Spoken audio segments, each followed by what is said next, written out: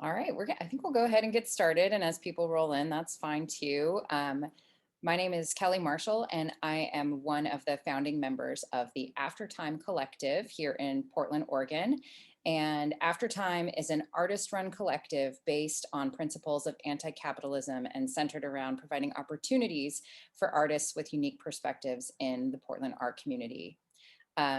We're very, very excited to host this talk today with Simone Fischer, our inaugural show in our newly renovated space. And would like to also offer thanks to the Ford Family Foundation for our capital improvement grant, which allowed us to have this incredible space that we were able to show, that we've been able to show Simone's work in, and also the regional arts grant that we've received as well here in Portland. So I'd like to just share, I'm going to give a little bio about Simone, but also just share one of the reasons that we've chosen to show her work in our space. I remember when Todd Molinari, our artist liaison, proposed Simone's work, he said, that he was really struck by her unique and innovative use of materials, the reconfigured industrial materials and processes melded together with this like really strong conceptual practice. And we were all taken by it. And also just the way that she approaches Portland as an urban space is really compelling. The show has been incredible. It's had a really great reception. And we'd also like to thank everyone from the community, the Portland arts community, and the community at large who've come to support Simone. Just a little bit about Simone. She's a multidisciplinary visual artist specializing in photography, archives, installations, sculpture, writing, and performance. She earned her BA in gender studies and philosophy at Portland State in 2013, and just recently graduated with her MFA in visual studies from PNCA in 2020. Simone sculpts and photographs as a source of power, reclamation, and world building. Her work asks aesthetic questions about class, possession, and allocation of power in America, and is specifically concerned with power dynamics of late-stage capitalism in relation to urban decay and memory. Simone is a born and raised Oregonian who photographs wayward landmarks using the visual language of documentary to express narratives of humor, urban decay, and defiance within her images.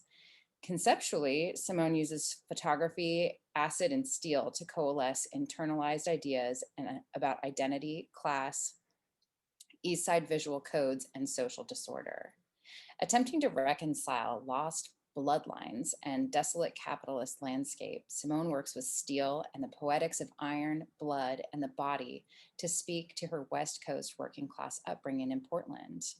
Using steel, photography, and other ubiquitous materials of industry, Simone coalesces ideas about class, identity, belonging, hyperconsumption, and social disorder through embedded research and archival ritual. Simone was the recipient of the Regional Arts and Culture Council's Make, Learn, Build grant in 2021. And her work has been shown in multiple venues around Portland, including the Lodge Gallery, the 511 Gallery at PNCA, and her first solo show at 213 at the Glass Gallery at PNCA. She has exhibited internationally at Folkwang University of the Arts in Essen, Germany.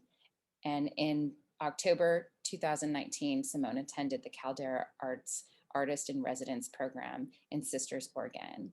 Simone is the 2021 Artist in Residence at the Aftertime Gallery, where she has produced her first publication, Anti-Tours. And I would like to pass it over to Simone for this artist talk, and give me a second to allow her to be the host.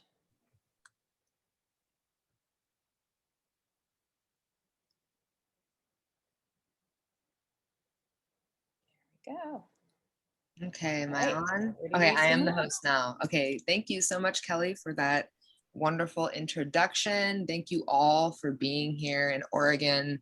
I think we've entered like the third or fourth stage of hell, and it's been super hot. So we're doing this from Zoom so everyone can stay cool in their cool places and listen to a little artist talk today. So I'm just going to jump in here. I'm going to start presenting.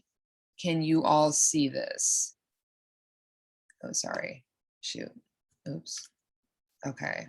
Hang on just 1 second. Sorry. It's been a minute since I've Zoomed. So, Kelly, could you see that when I went to the full screen? Or is it no? Okay. Sorry, everyone. Okay. So me.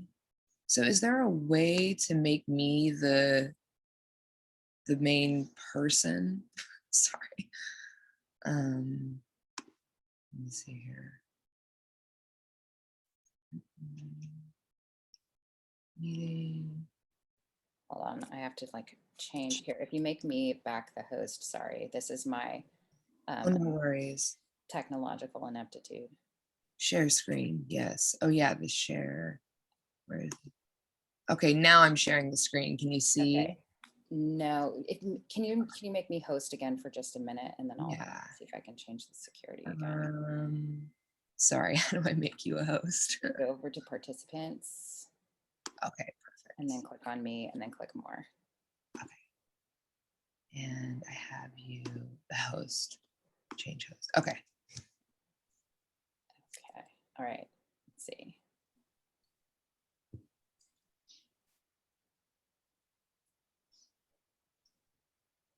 There we go. All right. Okay. Try one more time. Okay, I'm host. So now I'm sharing the screen. And can we all see that? Yeah. Okay, there we go. Sorry, it's been like since grad school that I was using Zoom consistently. So thank you all for bearing with me here. And let's go to present. Okay. So welcome. For this artist talk, I'll be mostly focusing on my latest exhibition, A Sermon for Crows, that's now up at Aftertime Gallery and was curated by Todd Molinari. This exhibition was graciously supported by through the Regional Arts and Culture Council through a Make Learn Build grant that was like pivotal during COVID. As an artist, it was kind of scary to continue making and afford pay the bills. So that was wonderful. And yeah, let's get started. So, for those who might not know me, I know a lot of people here already do. My practice and always starts with a photograph. And that's kind of how my work just evolved. And so oftentimes, especially back in 2018 is really when I started this archive, and I began taking photos with my, 4x5 large format camera of street scenes, urban landscapes of my neighborhood, which is in Southeast Portland. So it's right on the border of Clackamas County between Johnson Creek and Flavel. And I started building this archive out of this just need that things were changing. And I just felt like I just had this urgency inside me to start documenting. So eventually I started to get more experimental with my photography, and I started kind of exploring the self as landscape. And granted, this concept isn't really anything new, but it was, after a day of shooting, brushing my teeth and flossing, these bleeding gums. Those to me, I just always think it's like really important to document myself as I document spaces, because I always just think that I'm also kind of under this examination of myself, of my identity, alongside the projects that I document. So that's what kind of adds this personal narrative alongside documentary that we'll kind of get into. So this photo, I think, is like the perfect epitome of 2020. The bleeding gums, the fish hook, pulling back, basically exacerbating what we've already known. And especially for those in Portland right now, Portland became like, an anarchist jurisdiction. It was a national through the protests and George Floyd, and now, of course, on now the verdict of Derek Chauvin's trial. It has been an intense year, and these were the photos that this is the one photo that really made it into the exhibition and also anti-tours. So beyond myself, I think another thing I should say is, I'm a born and raised Oregonian, Southeast Portland Felony Flats girl. And for me, I think that, my grandparents have lived in this house for over 51 years. And I think, Portland is often a place that people pass through, pass by, they'll make some money here, build their career, but then they're off, they move away. So there's this like really interesting part. That's why, like, it's like I'm considered like quote unquote a unicorn because, not many people from Port or who live here are actually from here. So I kind of brought like this born and raised perspective that I often don't see in the arts community. And that was kind of another kind of root in the documentation and the building of the Sermon of Crows. So this photo is from 1971, the year that my grandparents bought the house. And I live next door to them. And so we have been in the same neighborhood for a very long time, but the landscape has changed. Like you can actually see in the back above the garage with the basketball hoop, Mount Scott has no McMansions on it. It was just all trees. And, from the time that they moved in to, my growing up in this neighborhood, I watched the whole face of that mountain get shaved by what I call McMansions and the Street of Dreams. If anyone kind of remembers these things, there was a street up on Mount Scott, but we were in the gutter, we were in the bottom, and we dealt with shopping developments and things getting built actually right in front of our house. So there used to be a drive-in movie theater and Batten Elementary School where my mother and my two aunts attended. But all of this, and a few residential housing as well, but all of this was torn down in the late 80s in favor of a shopping development. So going from, and then, when my grandparents moved to Port, or when they didn't move, when they bought their house in 1971, a couple years later, 205, the freeway was put in. So this is this photo right here is my grandfather, Jack. He's riding his horse like in protest as this shopping development, G.I. Joe's Army Supply, if anyone remembers, that was the first building to be built. And the neighborhood tried to fight it, but unfortunately, when you're working with county in Portland, they pass through everything with permits, and there's really not much room, for the little guys in the neighborhood to have to say with how, their spaces are defined in this landscape. So with that kind of embedded history, I got into grad school and I started documenting just like, I was really drawn to signage and age. And this is a platinum print I made from one of my medium format photos I took in 2019. But eventually, like, the photography wasn't enough for me. It just felt like, what I was taking photos of were, some would call mundane, but for me, they had like, these feelings of transition, these feelings of rage, these feelings of kind of emptiness or of a lack of identity of a space just due to the way that it's been constantly, rebuilt through the years. So in 2019, I met up with a wonderful artist, also born and raised Portland, who taught me how to etch my photos onto steel. So this is a 6x7 photo of, a new store that was open up with all these flags around. So of course I'm, drawn to it. But eventually I got to translate these images onto steel. So that was a huge turning point in my practice because steel is really important to me because my grandfather was a machinist for over 40 years up until retirement.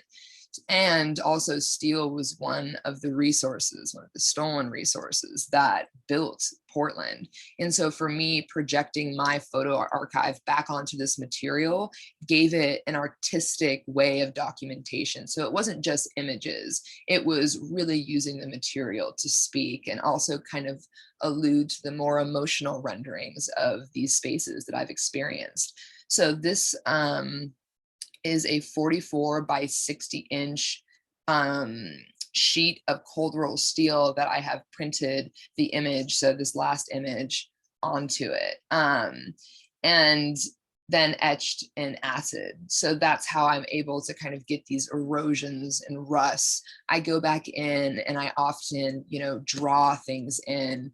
This is a detail of the same image. So I really like kind of melding drawing, and really kind of taking the image somewhere so far from where it was. In a way, they render painterly. They're screen printed through photography, and then I draw back on because I really like in this was all etched, but after the etching, I drew back into it to kind of reveal that steel again. So I really like kind of having that room to manipulate the material and use that to speak. And that is kind of how I started creating my visual voice, in regards to like how I came to steel in the show. And so this is some behind the scenes processes of me making these. So to the left is me wearing my face shield. So I'm literally emptying like a whole bucket of nitric acid into my bath. It honestly feels like putting bodies in acid. I often, I have a very, just because of like my generational kind of relationship to steel through my grandfather, I see it as a very special and unique way of kind of telling my story by nodding to that. And so this is one of these are two of the pieces that are in the show. One, I etched, it was my longest etching ever. Like it was over a week because I wanted to see if I could dissolve the steel. Like it was one of those moments that where I just really wanted to push it. And then this image that you see that's halfway submerged in the bath. I often work with the water lines, and this process is highly emergent.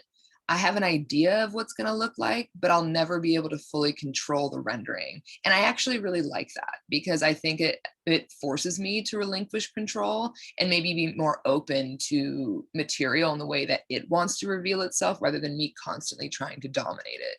So that's kind of another interesting aspect of this work. And then back on the right, you can see where I screen print. So I had to make this custom table with plywood on sawhorses, essentially, because these sheets are massive. They're 4 by 5 feet. So it's a very physical process.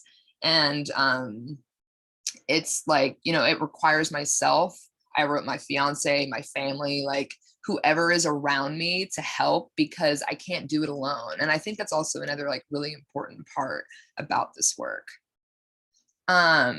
So I know before I talked a lot about, all my work starts with a photograph and I make these fancy large format, medium format images. But then I started, working with Todd and curating this exhibition, because of COVID and just being so isolated, my practice went from photographing people, places, to really focusing on myself, which was like terrifying, because I really like to defer to anything but myself. But for a sermon for crows, it got highly personal because it was just me. And so things like my EBT card. So this is a food stamps card. This is my food stamps card. So it was like, what, beyond just, taking these images I'm making, I want to pull in other like ephemera from my life.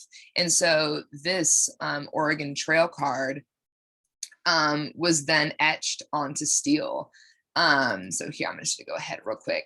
So this is the transition of that. So I scanned in, my EBT card because it's huge. I think this piece is giant because what neighborhoods use food stamps? Mine does. And I'm no exception to that. And also I think it really points at that, artists don't always come from a place of privilege. I grew up never thinking art would be possible. I grew up with a grandma who was a nurse and my grandfather who worked in trade and steel. And, being an artist was like, okay, yeah, that's cool. But like, yeah, be creative, but, do something that's safe. And so, going to grad school, I dealt with a lot of imposter syndrome because I wasn't, someone from a privileged background who could make this risk without wondering if they're going to be able to pay the bills or not. So for me, like, putting my EBT card on steel was a way of being very clear about class, accessibility, and also what I needed to survive. I was a student, so I couldn't get unemployment. I literally graduated in 2020 into hell with no job opportunities, massive student debt from an MFA that I worked really hard on, and an exhibition that no one really saw because at that point it was all online. And this steel work is just, it begs to be seen in person, and it was heartbreaking, and there was nothing no one could do. And there was nothing, everyone was scrambling, the school, the institution, us, my cohort. And so this piece was huge for me because it also, on top of like the politics of class in Portland, it also points to the bloody roots of Oregon's origin stories of colonization. It's interesting that we have this reinforced through SNAP, through food stamps. Like, it's on things that ubiquitous, so it becomes so ingrained that we never think to challenge it. Like, the bottom is basically the card numbers, but towards the right it's actually a covered wagon, very symbolic of pioneering, very symbolic of manifest destiny. But what this does is really pave over Indigenous identity and those origin stories of people who have stewarded land for thousands of years before contact. So in a way, this piece not only reads as like, something out of my wallet, something of class, something people like to hide. I'm working on a film right now in Portland as a PA, and I use my food stamps card because PAs don't get paid anything. I use my food stamps card at Zupans because it's the closest thing to the studio and the looks I get. It's just like, really?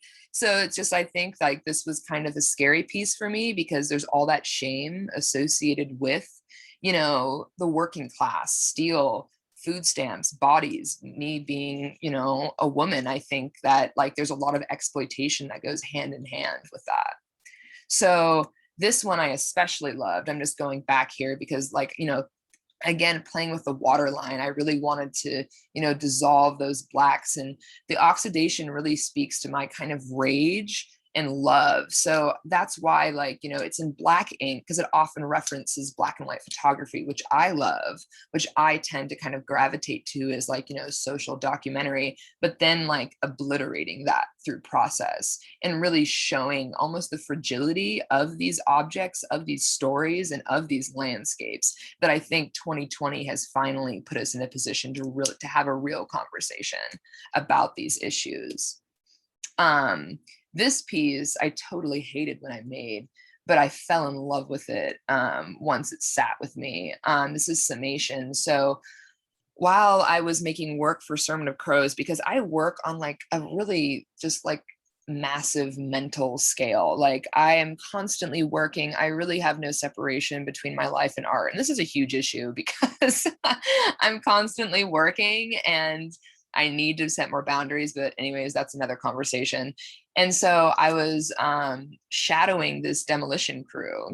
I saw I had been photographing this house that's off 82nd in my neighborhood for almost 3 years until it was being demolished because it was sold, and it just sat. And it just became more kind of aged. It caught on fire 3 times, all these things. And so on the day of demolition, the demolition crew called me and they let me photograph basically that, which was really like, it was like photographing a root canal, but like heartbreaking. You know what I mean? It was like, it wasn't a home but walking in that home, like as it was like burnt down, like probably wasn't very safe, but I walked through it making pictures and just like seeing like the ephemeras of like, this family. And of course I should say across the street from this house that was being demolished were like these nice luxury apartments being built. So you saw in real time the shift of the neighborhood going from, family housing to just apartments and no yards and, things that people really can't afford here. And so that was the other interesting part of it. But back to this piece. This piece was pulled from a negative of that. And I started to break it up when I was printing it. And so I really wanted to kind of obliterate the photo in a sense because I was just so full of rage at this moment. I was struggling to find a job. you know, everything was put on my partner. I didn't know what was going to happen. And so this to me was like the manifestation of my anxiety, like rage, resilience, and love all in one. And so this piece I pushed for a week, kind of like what I was saying back in those studio photos. This was my longest etching piece of all. And I kind of kept it as long as I felt that anger, which was about 8 days.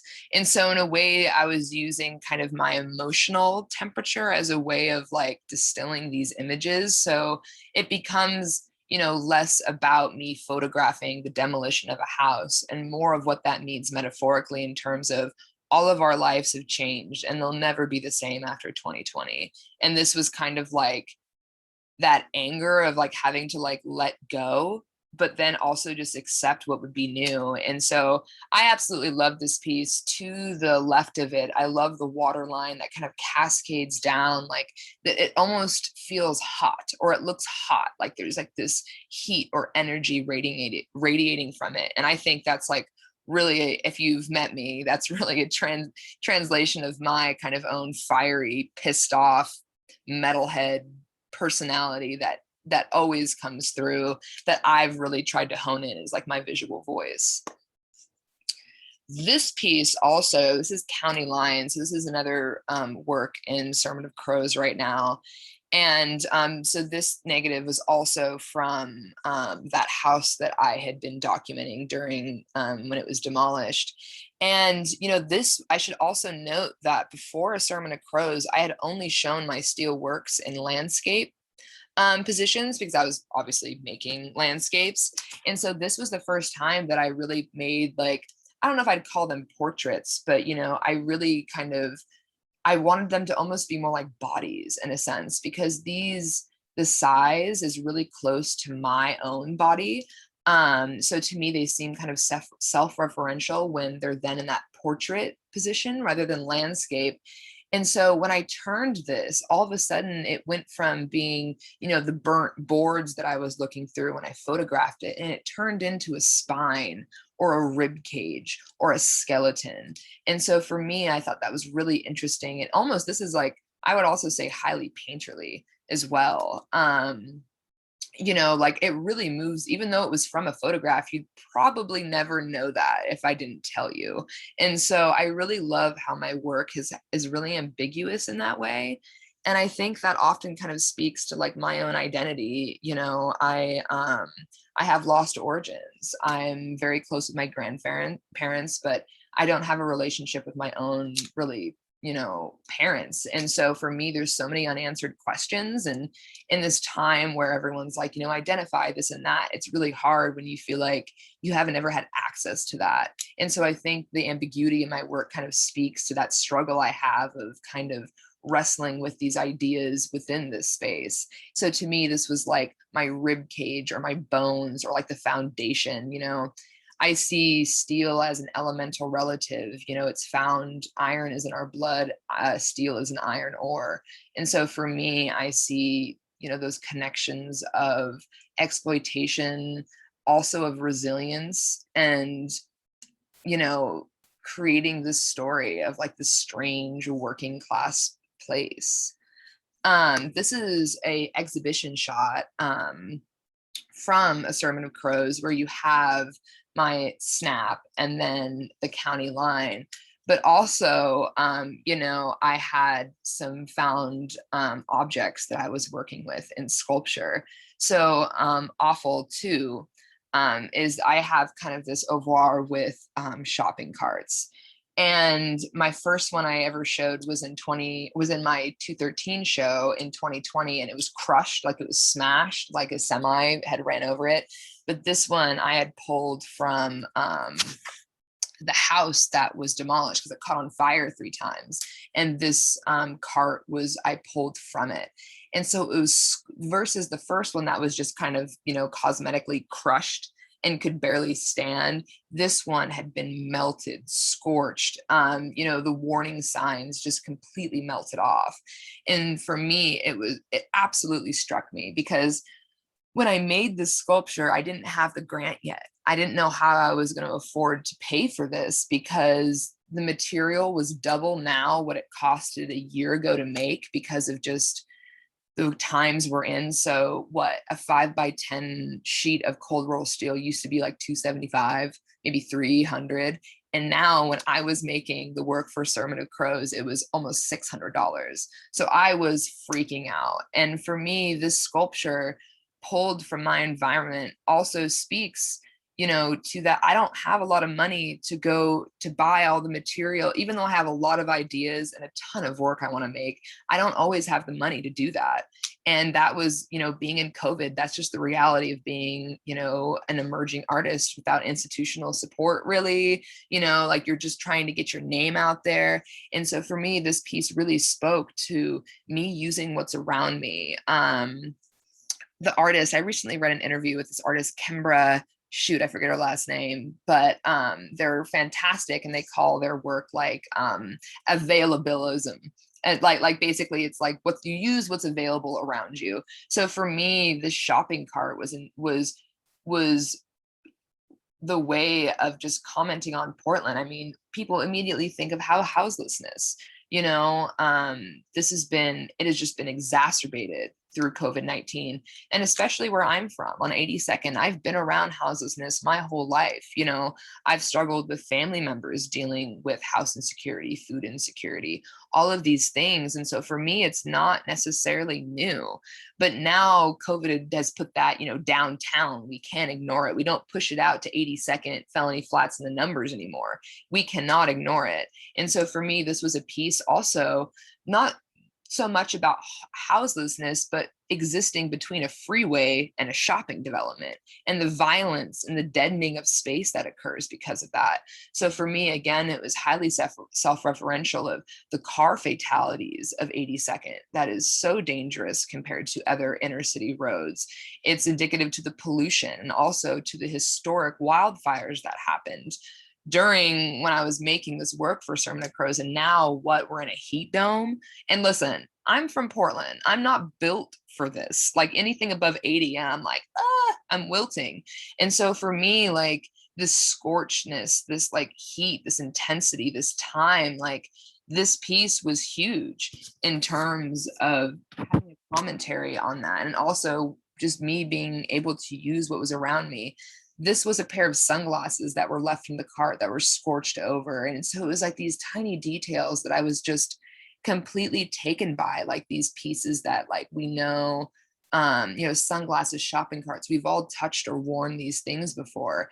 And, you know, this like this wire piece was attached to it. And the flags, you know, from that first image I showed you with the flags, the let go piece, that was from the same shopping development, but that opened in 2018. So I had some flags that were laying in the ground from 2020. And that also seemed to be the perfect metaphor of age and just how we went from how just the world completely changed and just what it is like to make art during that time. But you know, I worked really hard, and with the help of Laurel and the gallery, I was able to get a grant. I got the RAC grant, which was like, I cried. Like I was just, I couldn't believe it. And I was so lucky. And because of that grant, I was able to pay off my debt that I had already just spent making the steel work, but I also got to make another sculpture that I was really excited about. This is a detail shot. But before I get into it, I kind of want to talk about the background of it. So this is my grandfather, who I've mentioned a lot, who is like my greatest artistic mentor and basically teaches me the foundations of my practice, you know, working with steel. He has an incredible, extensive tool collection. And I just want to know how everything works. I'm very curious. Like I'll take these tools and just, he's like, what are you doing? And I'm like, Grandpa, I'm just working. Like I think his tools are fascinating to me. And so this is a picture I took of him where he's helping me build the face of my next sculpture, Steel in Memorial, Dead Flowers. And we are measuring out the 60 holes we had to make for the March. So I'm going to play this really quick. So this is just a cell phone video I took of us, like we finally had it standing. He helped me wire all the lights. So before in my previous work, I was working with lighted sculptures, very inspired again from like this like mid-century like Americana marquee, also reminiscent of just like being like my childhood of like the 90s. Like to me, it's kind of nostalgic in that way. But this is the moments that we got the light chase to work, and this is in my grandfather's garage, which is also pretty much my metal studio.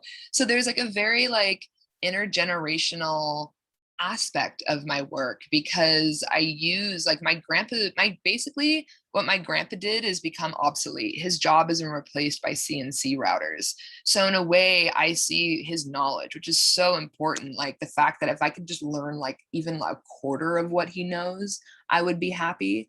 And to be able to do things like with my hands and not lose that knowledge that he has. Cause he always, I feel like, you know, he gets really frustrated because cars are, oh shoot, you know, he can't work on them anymore because they're getting too small and everything's based off of a computer. So, you know, I'm very into kind of taking that technique into my own work. And this was the finished piece for A Sermon of Crows. And sadly, this piece was also inspired by the tragic passing of one of my dear friends. And for me, like, even though a lot of my work is very heavy in content and self-referential, I do want to like also talk about the resilience. And like, I know David wouldn't want me to just make this sad sculpture. I had to put light into it. I had to make something that would make me happy, you know, instead of going on a 7-day bender and to, you know, kill the pain. I made this sculpture with my grandpa because I know that's what my friend David would want me to do. I know he wouldn't want me to go down. And so for me, like, this piece was also a like kind of a piece of comfort for everyone who's just experienced like this like just incalculable loss of this time, but also like, you know, a light, you know, not to be corny, a light at the end of the tunnel essentially.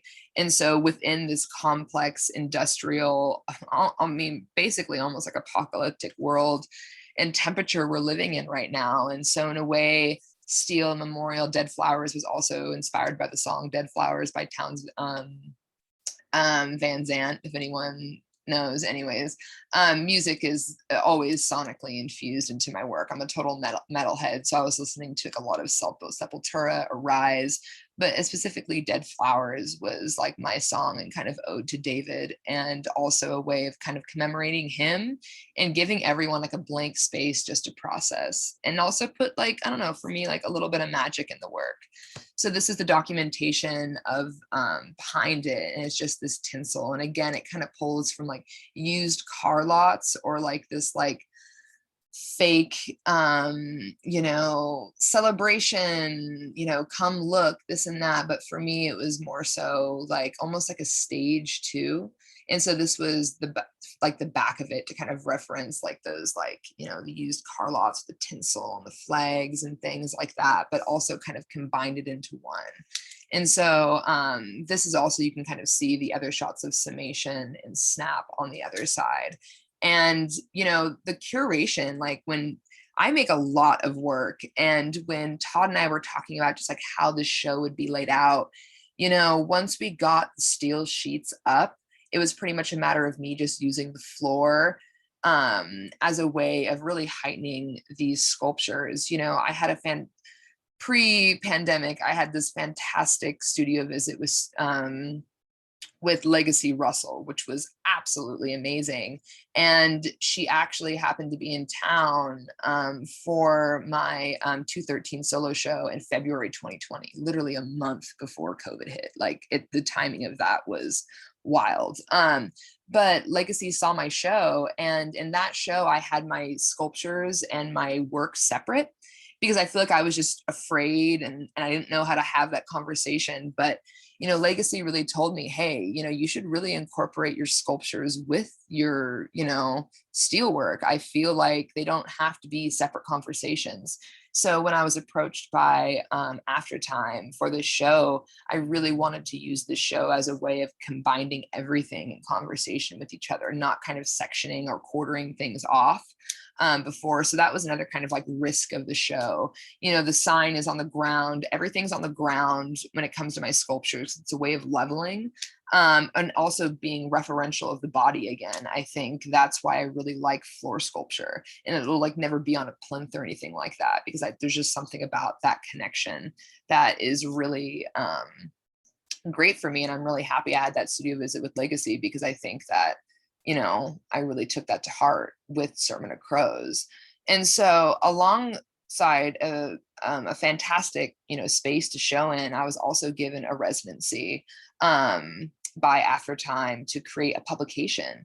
So I created my first anti-tours. Anti-tours is basically like my own little kind of fucked up rendering of Portland and all the things that obviously would never be in a tour, but also related to myself and the neighborhood I grew up with.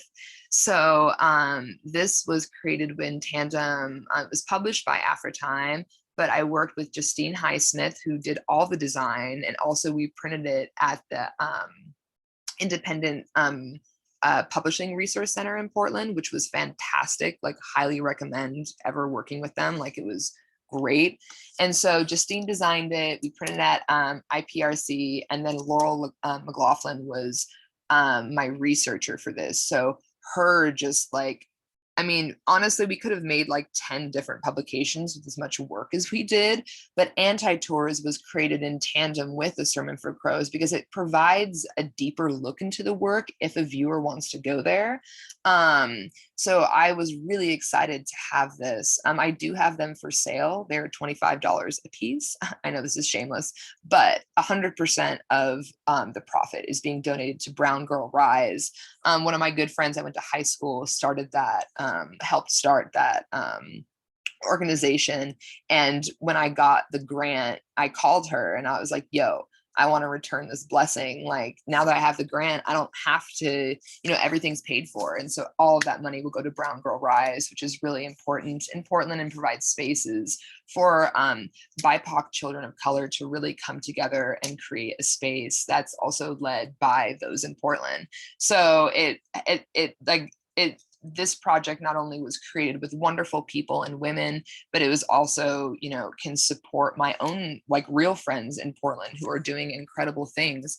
And so that's what I really love about this work, is that, you know, yes, it's a lot about me for this show, but, you know, how my publication can now help out my own friends doing wonderful things is really important to me in creating this like ecosystem of Portland. So this is available, and I really focus on 205, which is the freeway that was built behind my house, Johnson Creek, which is a waterway that runs through my neighborhood, and the New Copper Penny, which was an infamous bar, and any old Portland people know exactly what I'm talking about. But it was an infamous bar that was sold and demolished, that completely changed basically the East Portland Lens neighborhood after it went. So that's what this volume is about, and I hope to have many, many more. But for now, this is the Anti-Tours of, you know, Southeast Portland specifically. So yeah, thank you so much for, if you've gone to the exhibition, thank you so much for giving me your time today. I know if you're in Oregon, it is hot as hell right now. So thank you. And we'll take some questions if anyone has them. Thank you so much, Simone. Really incredible presentation, and really just very compelling work. There's so much connectivity and vulnerability. It's incredible. And we're so lucky that we've been able to host you as our first exhibit. And I encourage anyone who hasn't had a chance to see the work, it'll be up for another week in the After Time space, and we'll post the address in the chat. Now, if you have any questions or comments, just go ahead and unmute yourself and we can have a little conversation.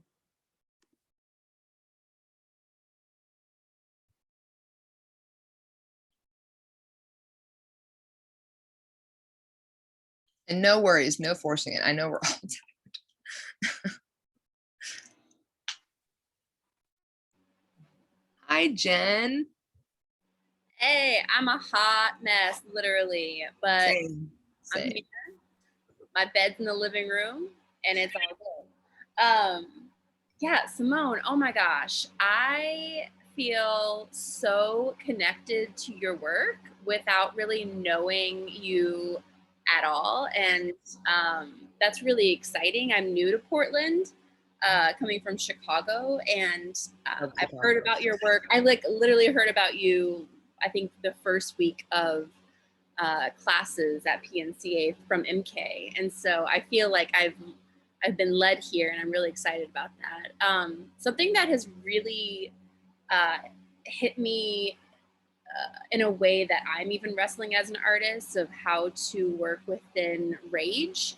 And hearing you talk about not only just rage in the work, in your lived experience, in this historical place, and like the gentrification that's happening, but also like anger and pissed off. Like I think that even just using different language around the relationship with these things. I'd love to hear more about your relationship with rage in the work, and maybe like the through line of even pre 2020 rage. What did that look like? Yeah, no, that's actually a great question. So like pre-2020 rage almost felt luxurious. Now I like look back on it. Pre-2020 rage was not to say that it wasn't valid, but it was more so, I would say growing up, in the interview with Laurel, I say I grew up for 30 years looking at Home Depot's asshole. And so it's a lot of rage of not having control, not having autonomy, not having or knowing or being in a position to have what you need. Or even, I think my biggest rage was silence because, I grew up in a family who dealt with incarceration, who dealt with drug addiction. I am a, mixed race person with no connections or even access to that. And so for me, I think my rage pre 2020 really stemmed from never being able to talk about it because I was afraid other people couldn't handle it, or I wouldn't be accepted, or it didn't matter. And like, who wants to talk about like, their family going to prison? And that's like embarrassing. And that has a whole stigma on it. And so for me, I feel like a lot of my rage pre 2020 came from being silent for so many years, as a woman, just as being exploited in so many things as it was, like not having a beautiful arts education when I was young, even though I loved it. So pre 2020, I listened to a lot of metal. I'm in a band, it was like I got like my rage out that way. It was like through music, through community, through people who were like, I wouldn't say also angry, but being that I got my undergrad in gender studies, I wanted to free myself. And I wanted to release that rage somehow, and not through just like pure destruction, but through something that was like, you could like use that rage for the foundation of a home in a sense.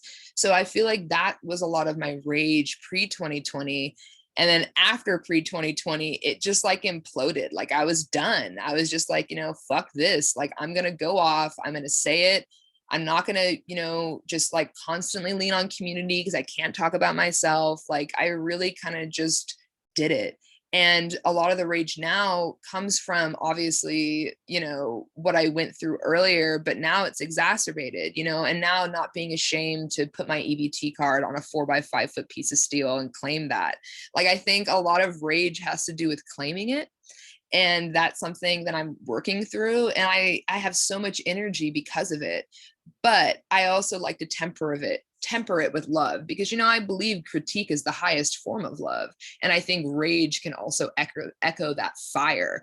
I haven't been burned by it yet, but I mean, it's intense, and I feel like we're all going through that. And I feel like rage kind of turned inward post 2020, which is why you see like in the work, especially, like you see me breaking apart my photographic images. Like I want, because now I'm saying something else. I took that photo back in 2019 or, you know, early 2020 or 2018 even, but now what does that mean now? And so for me, that was like shifting from that landscape to portrait and breaking it apart. For me, that said way more about myself and what I was going through, and also kind of opening it up to everyone. Like it became like rage abstract or rage brute. Like, you know, it was kind of very raw in that sense. And I really like that rawness in the work. I think it's like, I just want to eat it. I don't know. That's how I feel about it. That's so funny that you just said, I want to eat it. When I saw the show, I had this like impulse to like lick the steel pieces. I'm like, I don't know what that impulse says about me, but yeah, the rage, and yet at the same time, like the details of control and like lack of control of the material, like really just struck me like a lot. And also you mentioned shame with like the EBT card. Yeah, I mean, I get that. I've been on food stamps, EBT off and on my entire life. And like, again, I think as a woman and, you know, with a single mom, like I grew up like with shame compounded on each other. Like, and Yes. yeah, right. And then also like the shame of like talking about it and politicizing it, I think is also so apparent and has such a relationship with rage and anger that often Yes. is separated. Yeah. I think, you know, we share a lot of rage, and this is great because I hope to share rage with many more people. But especially, you know, I talk about specifically in like the interview and anti-tours, like my bastard status, being of a single mom, being a bastard. Like I am just like leaning into that now, because guess what? It exists outside the patriarchy. Bastards were dangerous because it, you know, wrecks lineage and it messes up the male transfer of power. And so for me, like, as hard as it was to claim those things, like, especially like I'm still struggling with it. I really have no answers for anyone, but I have to say, like, harnessing that control and chaos, that felt real to me, I guess, in a sense.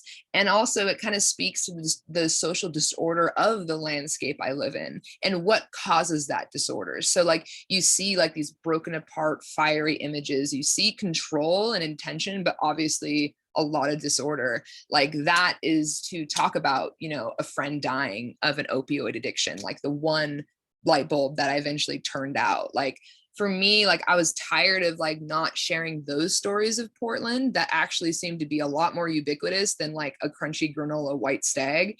And so that's what I really wanted to level with here and be like, yo, you guys are talking about 2020 Portland like it's a hellhole. It's always been like this. You just choose the travel Portland versions, you know? And so that was like, I feel like the release of that rage like calms me so much, and I can put it into the work. Thank you.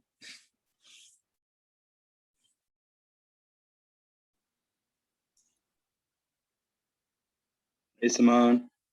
Hi, Perry. Hey. What up? Super awesome to hear you talk. I'm super excited about your work. I could be there, important to see it. I am really curious. You've gone in a very much more like self-therapeutic direction. Mm-hmm. And I'm kind of curious how that has affected the way you see photographs.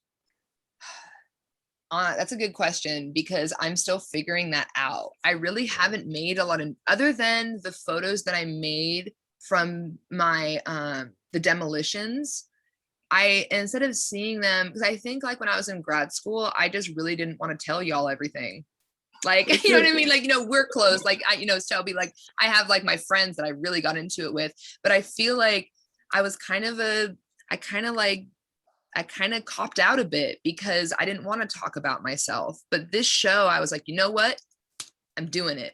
So now I see my photos, not of just the place, but really as a visual diary of like the things that I go through. So now I have like this complete new eyes for my archive. I mean, it is about place. It's not to divorce it from that, but I also want to be accountable, and I'm tired, and I want to like finally claim what I should, like what's mine. I'm here. Right. you know? Right. And so like, I want to do that. And I feel like it's made it way more relatable rather than me trying to like achieve this like totally false notion of objectivity that doesn't exist. Me leaning into my story gives the photos more context actually. And It's so so much more honest. Like it's really honest work, which is really nice. thank you. Yeah. And like, I feel like I was trying to be honest without actually having to tell the truth. That makes like any sense. Like that's how I would describe my work, like the paradox of my work. But yeah, like now I feel like it's a little bit different and I haven't made a lot of new photographs because I'm really just trying to kind of rest and then kind of figure out like what I'm going to say now. But now I take like a ton of cell phone photos and shit. Like I shouldn't say I don't make photos, but like in terms of like my 4x5 and really setting up a shot, I'm thinking about that in terms of what I'm feeling, not just trying to constantly dissociate myself, which is what I feel like I was kind of doing before, honestly. Yeah. Also, I was kind of curious, how has your kind of venture into the garden, into that whole Salvation Gardens thing, affected your making process? Oh yeah, so the garden, I didn't really talk about that too much, but basically I started this garden called Salvation Gardens. It was started, I'd been gardening like my whole life, like I'm an Oregonian, that's what we do. But I really started a food garden during the summer of 2020 because of the food insecurity I was experiencing, seeing the shelves without food and my friends. So my grandparents, between us, we live on about like a little under an acre. Like it's those weird small house, big Portland lot, like old Portland stuff. And so I started a food garden with my partner and my friends. And I was literally like with that, since I wasn't working, I was giving away and making a little bit of money on produce and mass last year. Like I literally hustled my way through this pandemic. And so the gardening was a way of like kind of connecting with the land and taking it back. Like, no, don't make another goddamn parking lot or building. Let it be grass, let it be lettuce, let it feed people. Stop taking it away from us and look how many people I'm able to touch because I could in my little ass garden, you know, versus becoming a store where that consolidates the power, it consolidates the resources, and it completely deadens the space. So for me, I think actually my garden is like, you know, for lack of words, the most punk thing I've ever done in terms of my artistic practice. And I'm still trying to figure out like how to like bring the gardening in. Cause like for me, I went from making pictures of people to now just feeding them because that felt way more actually realistic in terms of what people need in a pandemic. They might need a picture of themselves, but I think they might really like some fresh tomatoes or lettuce to survive, like myself also. So the pandemic really shook up what was important. And I'm still trying to kind of figure out what my little, you know, punk rock garden is going to do in the future. But I also think that kind of like physical nature of the garden work is also heavily gone into your physical nature of making work. Oh Like, God, no. I've internalized capitalism so bad that like I work hard in everything. Like I can't not work with my hands, work, sweat. I'm like, yeah, I'm doing something. I'm trying to like not do that too much, but I love to work. I love to serve people. I love to work, you know, I get it from my grandparents. Like they've worked hard their whole life and they've done so much for their community. You know, my grandma, she was a coach for Blind Ambition, which was a visually impaired dragon boat team in Portland. So she taught people how to paddle and be on the water. And, you know, I was just like, yeah, my grandparents are badass. I hope to be like a fraction of the badasses that they are. And like, also that my grandparents are gardening with me. Like they come in and, you know, I grow things for them. So it's like intergenerational in the sense that like, it heals me, it makes me spend time with them, and then I get to feed all of my friends and people. Like I don't think any of my work has ever been able to do that much. And so I'm still trying to kind of, you know, figure out what that means in terms of, you know, my practice. But thanks, Perry. It was great questions. Yeah, it's great seeing you. Yeah, you too. Did you have a question, Jenny? I think I saw, yeah. Oh, yeah. Hi. Really wonderful presentation. Thank you. I just wanted to say it's kind of funny because so I'm a student at PNCA as well. I'm actually in Kelly's cohort. And last summer was my first summer. And, you know, like the pandemic was in its, you know, first heavy throes. And, but I saw your thesis defense, actually. It was the only one they were saying, like, here, I thought, was like, let me get a sense of the school. And there were, everybody's times, and yours was the only one I actually saw. So it just is interesting. And I thought it was great work then. I really appreciate seeing also just sort of, the next steps that you have been taking.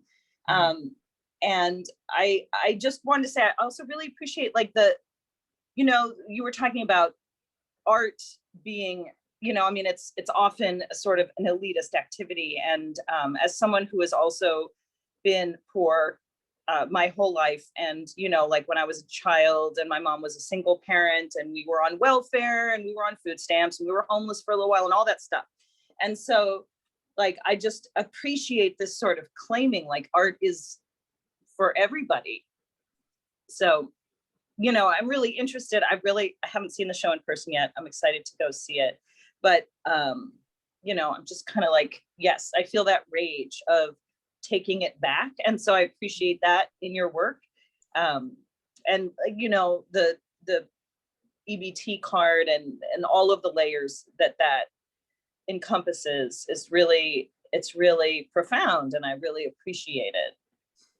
Wow, thank you. Because I was so scared to show that, just in terms of, like, again, that shame that you and Jen and, like, we've talked about. I think that, like, it's really scary, and I didn't want to claim it, like, because Perry, we went to school together, so he was like, you were always talking about Portland and you were always talking about what it was there. Like, I was very objective because it was too scary. It just felt like people were going to judge me, like all these artists who, like, not that all of them came from places of privilege, but a lot, like, I just, none of them were from Portland, and I didn't want to be like, you know what I mean? So I just felt like I wasn't ready then.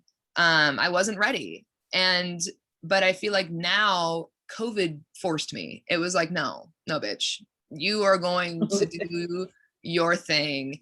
And so, but it's been so rewarding to actually have this conversation. It's for people to be able to be like, yes, like, I see myself in this work. And I think that's what's really important, is like, yes, I do it because it's self-referential. It's myself, like, whatever, it's me. But the fact that other people from, wherever can even see my rage, can maybe be comforted by knowing that they're not, like, alone in this, and that, like, actually this is more common than we all want to believe. That is, like, the best thing ever. That's, like, as good as giving someone, like, my romaine lettuce. Like, that makes me feel really, really happy. And I'm really glad that you were able to see all this, and thank you so much. Thank you. Can I kind of piggyback off of your comment and Jenny's comments as well, of, like, maybe the space host and, like, institution of making and showing work, and how maybe, I just wonder if you think that there's, like, availability there outside of an institution, and, like, traditional critiques to even be a little bit more angry, or yourself, or share a story that's not open for others to, like, is that just, like, me and my institutional rage? No, like, I think that's, like, really the dream. I think that's really, like, the dream, is to, because, like, a lot of the reason why I feel like I got my MFA was because, like, they actually let me in, and, like, oh my God, like, I actually am an artist now. Like, it was a way, because I never really claimed that for myself. So in a way, I sense I had major imposter syndrome, and I had to do this thing because then everyone would respect me, even though I don't like them, but I want their respect. It's a weird, we all are going through this, or went, through this. But now that I'm, like, on the other side, like, I don't regret my education, but I know there's a bigger world out there, and I'm not sure what that's going to be yet. But I think so many people are, these collectives are happening, I think just organically, like, this conversation, like, I really didn't plan much. Like, I'm a hot mess right now too. So, like, and the fact that it's just this great, because I am kind of improv like that, because I just think it's natural.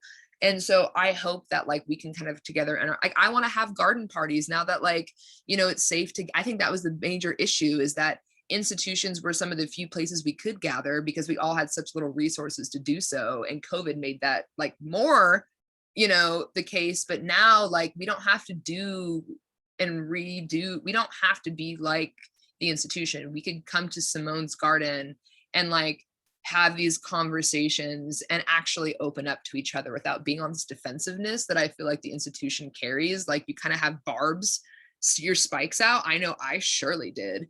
And I would get defensive, which is hence why I wouldn't really talk about my identity, because I just didn't feel I had to like have that conversation within an institution. So these are, even though I think it's important. So it's tough. It's an ambivalent thing for me because I have lots of mixed feelings about it, but really what you're saying is the dream. And I hope that like, you know, just real artist collectives make a comeback, you know, without having to have all these strings attached and all these things that tend to complicate and kind of, you know, end up oppressing people essentially.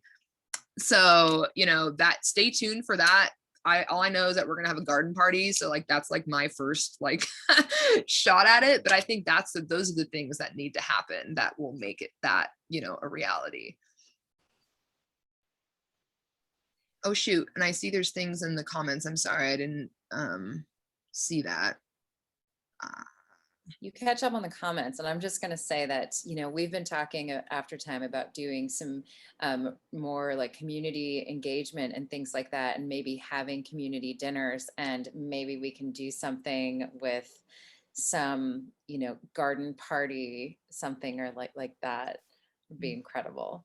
Yeah, no, absolutely. Like that's, I want to open up this space that we still have until we're like eminent domain. You know what I mean? Like that's the whole goal. So TV, I thank you for a strong cheers. Which stories that you didn't know about the neighborhood social context from your grandparents have lived there for so long and prior? So like like my grandparents, they're huge. They're kind of like my Google, like, you know, for pre like 90s, Portland. And so for me, like they told me all about, you know, the school, the combatant school. I can't find hardly any record of that. So where my mom went and my aunts went to school, I found that. Also the drive-in movie theater that's now been replaced with like Best Buy and like a Dania furniture store. Like there was literal culture and education ripped out in terms of basically the few and capitalist profit. I mean, that's the reality of what happened to my neighborhood. And people tried to save it, but we weren't monetarily powerful enough to do so. Like we're working our asses off. We don't have time to like have these like 1 p.m. on a Wednesday meetings with the commission, you know, and they do it like that because they know we're too busy to do otherwise. And so my grandparents are huge. You know, the first year they told me about the flood, that their whole basement got flooded. So like they have like all of these really weird, like total gem Easter eggs that I love, and I try to write down and record as much as possible. So yeah, they're pretty much like my navigation to like pre, you know, developed, not pre-developed, but like compared to where it is now, there's some, and then being that I don't have connection to my other half, like they are precious to me because those are the stories that I do and I can work with. And so yeah, that's like huge. And also it's not just my grandparents. I have a lot of friends who are business owners, friends who have lived in this neighborhood for a very long time. Like I would say a lot of people who live here are from here. Like it's not a super gentrified, not to say that like, because believe me, I'm so happy y'all are here because I would like, if I had to see the same people I went to high school with all the time. Anyways, but that's another conversation. But I interview my friends, I interview business owners, like it's much so like beyond my family. And because I feel like when I talk about my stories, other people have stories they want to tell. And so I kind of use my storytelling and just like total like archive weirdness. And people are like, oh, well, do you remember this? Or I had this happen. And so for me, it's like a really natural way of building an archive. And if we hit it off, I'll come back, we'll make portraits, whatever, they'll eat food. I love to cook. I'm a Taurus. And so I love to, you know, entertain people and listen to their stories. And so me sharing mine often, like, I don't want to say gives permission, but makes other people say, hey, like my story is kind of similar to that. And this is like the fucked up thing that happened. And I'm like, oh my God, that's amazing. Like, let's talk about it. So that's how those things kind of come to pass. Sorry, moving on. I know I'm really lengthy. Judy, very interesting, popped up from Jersey to show. Oh, thank you, Judy. Okay, is that it? Was there another one? Okay, great. I think that was the one, but yeah, okay. Sorry.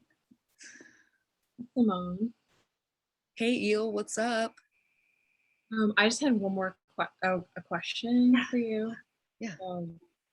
For I don't know if it's like almost time to wrap up or something, but oh no, go. After seeing your work yesterday, I started thinking about the kind of perhaps coincidental, perhaps not, just the similarity of the words steal and steal. And like stealing, you know, the act of taking, that's that verb, but like what, like how do you feel like stealing, like to steal yourself? Well, let's talk about a great story. So when I was 13 years old, I was arrested at the Clackamas Town Center at Nordstrom's for shoplifting a necklace in front of my mom on the back of a police car. So traumatic. Like, she was screaming, I was crying. It was over a $12 necklace. And I was like banned. They wanted to take me to, I was 13. Okay. And so anyways, so that's really interesting you bring that up. And also that is actually the name of one of my pieces for my 213 show, is steel, as in like the material, and steal as in steal that shit. And so for me, I think it's really interesting you bring that up, because that's actually something I've been thinking about for a long time, in terms of just like the name of like how steel came to be. And then I think of in terms of capitalism. I think of in terms of exploitation, who has to steal, you know. And when I think of stealing, I think of surviving, you know, at least where I come from. And so for me, I think it's like this play on exploitation. In a way, steal like is another kind of like, I don't know, like metaphor of that. And like for me, that's what it contains. And so, you know, because a lot of times it's like you're surrounded by all these stores and like things that you can't buy or you can't afford. It's just like this like total paradox, right? It's awful. It's horrible. And so in terms of like exploitation and also stolen resources, let's talk about how Lake Oswego was Lake Oswego because it was started as a steel foundry that then became residential housing. And now one of the still most, arguably one of the most rich, you know, communities in the greater Portland area, that was stolen resource. So that's kind of, I think it's very interesting of the naming of that, the coincidence, maybe, if you will, of that material. And also the act, in my opinion, I would call of surviving. Not just like, you know, how like billionaires make you feel bad for like stealing a necklace. Like I had to go to like this whole class on like why stealing is not a victimless crime. And I'm like, get out of here. Like, I really wish I would have saved that. As a 13-year-old, I'm like, I just wanted to look cute. My mom can't buy me all this stuff. Like it was a lot of vanity, but that's the truth, you know? And so I was that girl in Target with the lip gloss in the pockets, and I got caught in at Nordstrom's. You know, they took me to, anyways, that was terrible. But yes, I would say, long story short, there is a huge conceptual kind of underpinning of that, of the material that I have been thinking about a lot since like 2013 in my solo show then. Cool. Thank you. Yeah, thank you. Well, thanks everyone so much for being here. I know we kind of went a little bit over, but it's wonderful, your questions. Like, let's hang out. Like, I'm so tired of Zoom, but I want everyone to be cool. Thank you, Shelby. Yeah, thank you everyone. So yeah, Kelly, I'm not sure if we have any like last words, but I feel pretty good. Todd, Oh, Todd might want to say something. I got a question. What's next? Oh, what's next? So basically I want to take a nap for like a month. That's what I really want to do. And then I want to harvest my tomatoes and have a party. But after those things happen, I've been collecting a lot of objects from the demolition crew that I've been following in Portland. And so I think my next show is going to be heavily relied upon objects and all of those stories that are told. You know, I like to mix it up. I like my steel prints, but I don't want to always do the same thing every time. That's something I get a little bit scared about.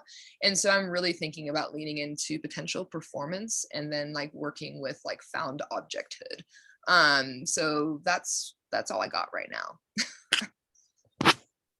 I can tell you that the Aftertime Collective is going to be following what you do, and very excited to see where you go. I just have been so struck by all of the intention, like every single mark, every single object, everything is just so laden with meaning and intention. It's just, I find it just really touching and so engaging, and I'm really grateful for you for this time that you've given us and for this incredible work. So thank you, and thank you to everyone who has come today. And please, if you haven't had a chance to go see the show, we'll be there this week. You can we have some scheduled times of studio open, or not studio, gallery open hours, and then you can also message us on our Aftertime Instagram, and we are happy to arrange something for anyone who wants to come see it. So tell your friends, come and support Simone, and then Simone will work on figuring out how we can get your anti-tours out into the world too. So thank you to everyone. And Simone, if you can just stay on for a minute after we end the meeting, we can figure out, make sure we get our recording. Okay, great. For you. So. Thanks everyone. I appreciate y'all. Take care. Great job. Thank you. Bye, Shelby. Small. Congrats on the show. Thanks, Perry. Yeah. We'll talk soon. Definitely. Yay! That's awesome. Oh, it was Sorry it's a great. little late. Oh, Kelly told me that everyone's in the middle of moving, and this Crazy. it is like, to be honest, like I'm I sorry. was like working on this artist talk at like 8 a.m. So I was like, oh my God, like I don't know what is going on, but no, but it actually ended up really great. I think it was a really Good So turnout. good. So good. It was wonderful. You're such a badass. thank you, Kelly. I was going to text you. No, it's fantastic. You're just right. It's so awesome. You know, I was going to text you that Laurel actually was able to go see the show. And then she like texted me like at 3 a.m. or so. I think, I don't know why, but she texted me at 3 a.m. She said, just fantastic. She loved the work. In fact, I'll read it to you because I think she was going to just reach out to you if she hasn't. And she just was just overwhelmed by it. Not that it was like, complete surprise, but, it's just being in person. It really. I'm glad I lived up to her expectations. Oh yeah. Laurel's Yeah. intense. Like she's a tough cookie. So I was just like, Yeah. I hope deliver. Yeah, here it is. It says, it was incredible. Congratulations. Yeah, she texted me at 2:46 a.m. It's cooler. It's cooler. Yeah. It was incredible. Congratulations. I was in complete awe. It was perfect amount of work for that space, and the large steel works were stunning. I also love the sign work so much, even if it was sinister. It's such an important show for Portland. Yes. Yeah. Thank you. Like it, I'm so happy. Yeah, no, it's a Mamoru. Sorry, my dog is like, what are you doing? Oh, it's too We're like, hot.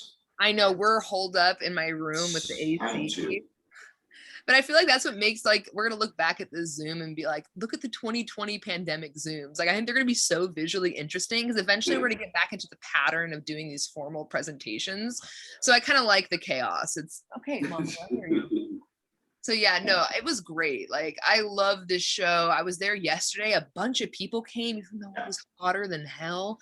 But I had a whole cooler full of drinks, and so we like rubbed ice all over ourselves. But a bunch, like there was probably like 20 or 30 people who came by. I was like, holy shit, like yeah. And I literally started posting Friday about it because this job is just sucking my soul right now, and all of my energy and ability to think. And so, but I'm happy. Today's hot. I just have to be holed up and catch up. And this talk was great. Thank you so much, Kelly, for making it very seamless for me. Like I appreciate all that work on the back end from you both. I just hosted a Zoom and read your statement. I didn't do much. Hey, it made us look good. So I mean, less is oftentimes more. But no, it's great. Like it's just like that stuff stresses me out. Like making the Zoom, it's actually a big deal because I'm just like, I haven't really used Zoom since like grad school. Like Well, Genius here didn't like set up the like allow participants to share screen. So that was a little embarrassing. But oh, in fact, if you switch me back to host, I can make sure that I get the recording saved. Oh yeah, here. I was going to ask you, Simone, too,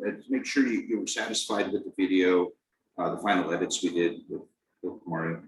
Oh yeah, I am. I'm so sorry if I was happy with the first one. No.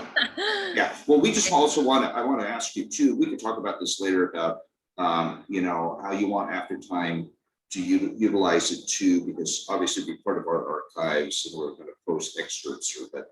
Yeah, I mean, I'm fine if you want to post it. Like Okay, I'm cool with that. Like it's a beautiful video. Yeah, like you have my permission to post it. That's fine.